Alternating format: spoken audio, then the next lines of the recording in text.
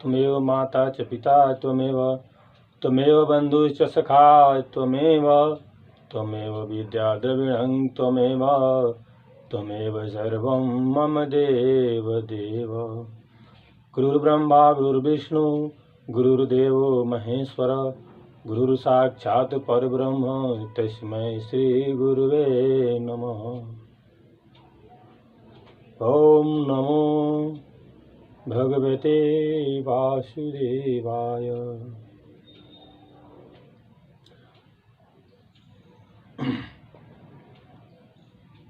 मैं आप लोगों को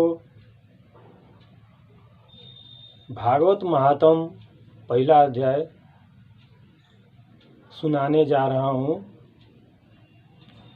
उसमें कथा है भक्ति व ज्ञान व वैराग्य की कथा।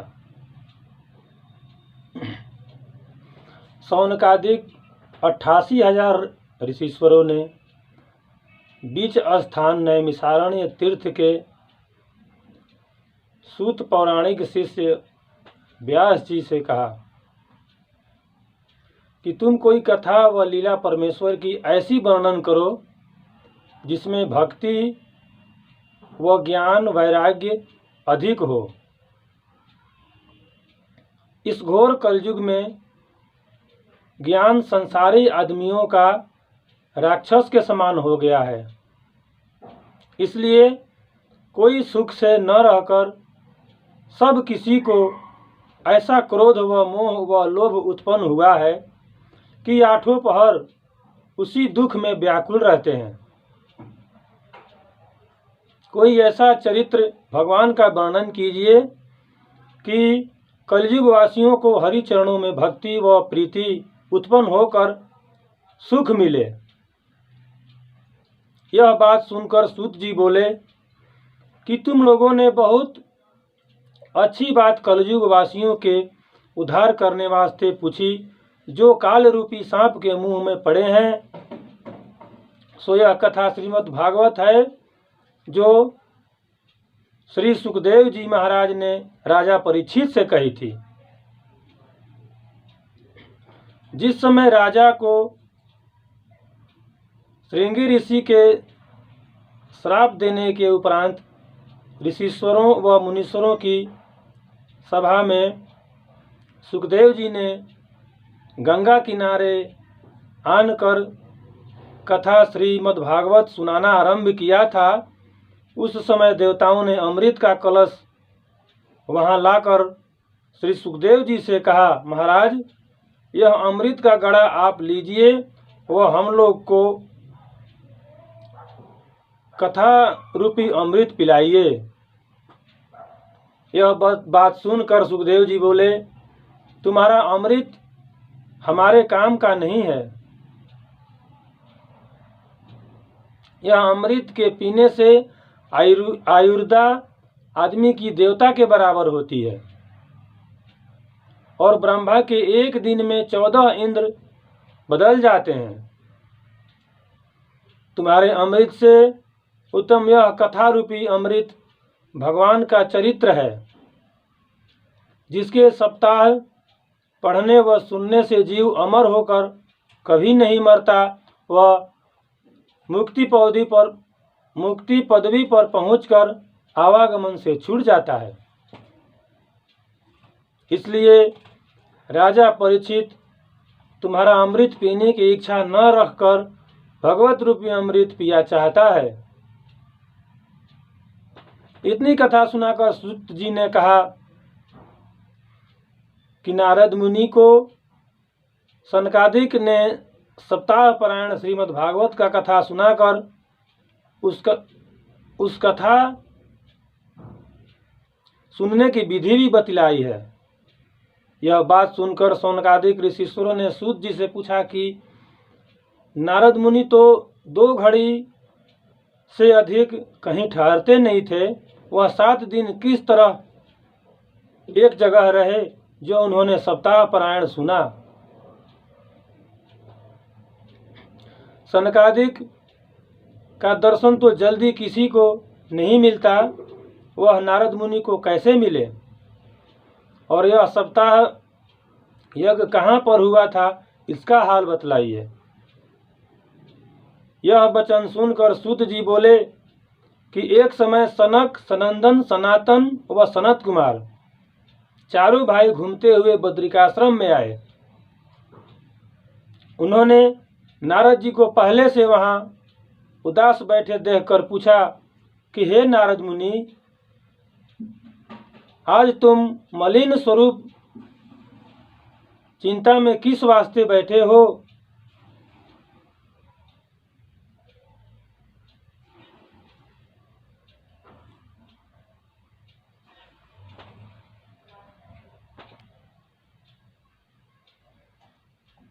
और कौन बात का सोच तुमको है? नारद जी ने चारों ऋषिश्वरों को प्रणाम करके कहा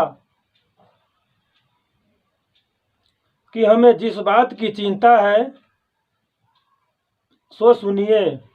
हमने सब तीर्थ काशी व गोदावरी व गंगा आदि में जाकर देखा तो उन तीर्थों पर कलयुग ने सब जीवों को संसारी माया में ऐसा फंसा रखा है कि सत्य व तप व आचार व दया व दान कलयुग में सब जाता रहा।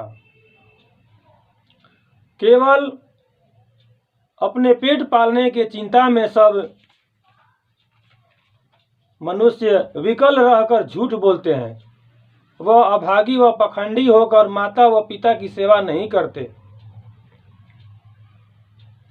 स्त्री व साले व ससुरे की आज्ञा में रहकर द्रव्य व लालच में अपनी बेटी नीच कुल में बेचते हैं। जहाँ देखो वहाँ मलेच्छ व शूद्रों की बढ़ती दिखाई देकर ब्राह्मण व क्षत्रिय अपने कर्म व धर्म से रहित देख पड़ते हैं।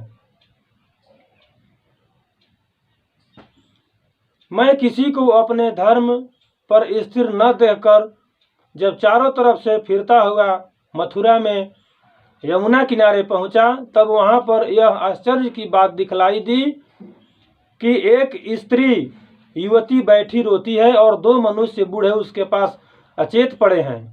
और वह स्त्री चारों तरफ इस इच्छा से देख रही थी कि कोई आदमी मेरी सहायता करने वाला आन कर प्राप्त हो। मैंने जैसे उसने मुझे वहां पर देखा वैसे खड़ी होकर बोली, महाराज आप एक क्षण ठहर कर मेरा दुख सुन लीजिए। मेरे बड़े भाग्य थे जो आपने मुझे दर्शन दिया।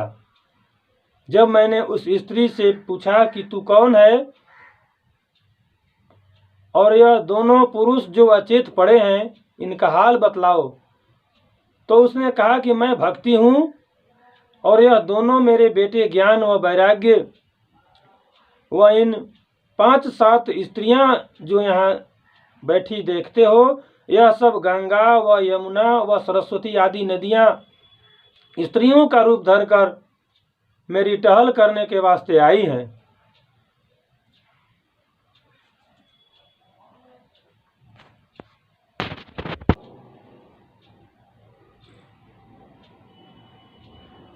मैंने द्रविड़ देश में जन्म लिया, कर्नाटक देश में सयानी होकर थोड़े दिन दक्षिण में रही, गुजरात में जाकर बूढ़ी हुई थी, अब वृंदावन में आने से तरुण हो गई हूँ। पर मेरे दोनों बेटे कलयुग वासियों के घोर पाप करने से ऐसे बूढ़े व अचेत होकर पड़े हैं कि सामर्थ्य बोलने की नहीं रखते। इसके दुख से मैं बहुत उदास रहती हूँ। यह बड़ी लज्जा की बात है कि मेरे पुत्र बूढ़े हों और मैं तरुण रहूं। यह बात देखकर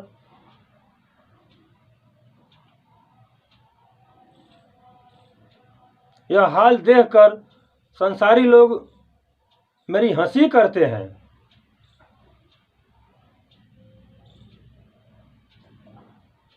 इसका कारण बतलाइए। जब स्त्री रूप भक्ति ने मुझसे यह हाल पूछा तब मैंने अपनी बुद्धि से विचार कर कहा कि अब घोर कलयुग के आने से तेरी यह ज्ञान और वैराग्य की कुछ मर्यादा नहीं रही। केवल वृंदावन आने से तू तरुण हो गई है, पर तेरे बेटों की कलयुग में कोई नहीं जानता। इस कारण वह ज्यों के त्यों बूढ़े व निर्बल बने हैं। यह बात सुनकर उसने कहा कि जो कलयुग ऐसा दुष्ट है, तो राजा परीक्षित ने किस वास्ते दया करके प्राण उसका छोड़ा। जिस पर दया करने से सब लोगों का धर्म व कर्म जाता रहा, उसे मार क्यों नहीं डाला। तब मैंने उसको उत्तर दिया कि परीक्षित ने कलयुग में बड़ा गुण देखकर उसे नहीं मारा, कि दूसरे युगों में 1000 वर्ष तक यज्ञ व तप व दान व धर्म करने से भी परमेश्वर का दर्शन जल्दी नहीं मिलता था, सो कलयुग में केवल भजन व कीर्तन करने से नारायण जी तुरंत प्रसन्न होकर दर्शन अपना देते हैं। पर कलयुग वासियों से सहज बात भी नहीं बन पड़ती। इसलिए कलयुग ने सब आदमियों का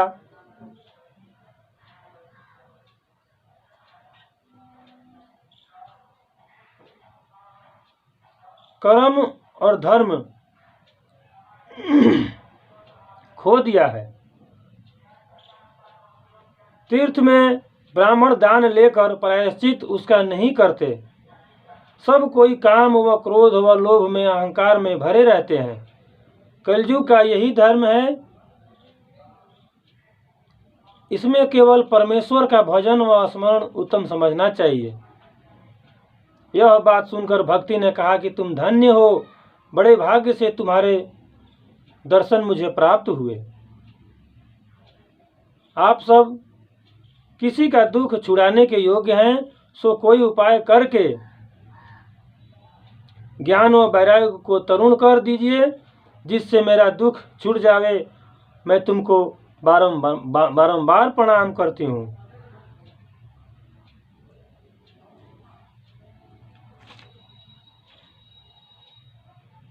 यह था भागवत महात्म पहला अध्याय समाप्त।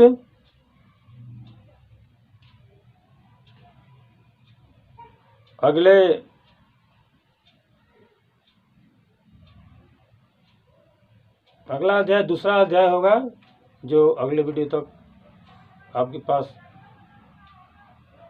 आएगा। जो इस कथा में त्रुटि होगा उसे आप लोग कृपा करके क्षमा करें।